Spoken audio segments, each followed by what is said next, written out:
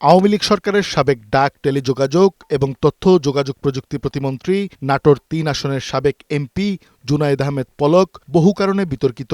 তৃণমূলের নেতা থেকে সংসদে গিয়ে বিপুল অর্থবিত্তের মালিক হয়েছেন তিনি ও তার স্ত্রী। ২০০৮ সালের হলফনামার তথ্য বলছে, তার বছরে আয় ছিল ৫৮,০০০ টাকা। স্ত্রীর কোনো আয় ছিল না। ২০২৪-এর হলফনামা অনুযায়ী গ্রেফতার হবার আগ পর্যন্ত তাদের বার্ষিক আয় অর্ধ কোটি টাকা।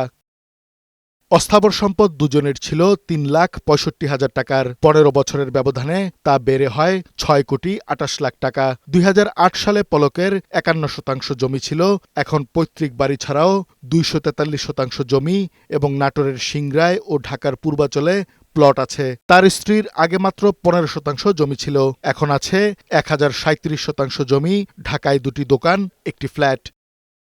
বিদ্যুৎ, জ্বালানি ও খনিজ সম্পদ মন্ত্রণালয়ের সাবেক প্রতিমন্ত্রী ও ঢাকা ৩ আসনের সাবেক সংসদ সদস্য নসরুল হামিদ বিপু বছরে আয় করেন ২ কোটি টাকা, তার স্ত্রী আয় করেন ১ কোটি টাকার বেশি। সবশেষ হলফনামার তথ্য বলছে, তারা ৭ কোটি টাকার বেশি অস্থাবর সম্পদের মালিক। নসরুল হামিদের কৃষি ও অকৃষি জমি আছে ৩,০৩২%, বনানীতে বাণিজ্যিক স্পেস এবং পূর্বাচলে প্লট। তার স্ত্রীর বারিধারায় ফ্ল্যাট ও পূর্বাচলে প্লট আছে।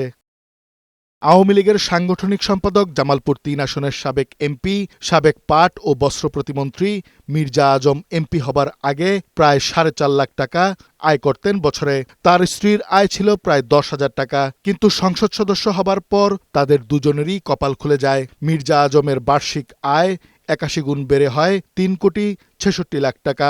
১৫ বছর আগে সম্পদ ছিল ৬৪ লাখ টাকার, এখন সম্পদ ৬৫ কোটি টাকার বেশি। তার স্ত্রীর কোনো উপার্জন না থাকলেও সম্পদ আছে ২৯ কোটি টাকার। দুজনের জমি আছে ২,৭৯৩%।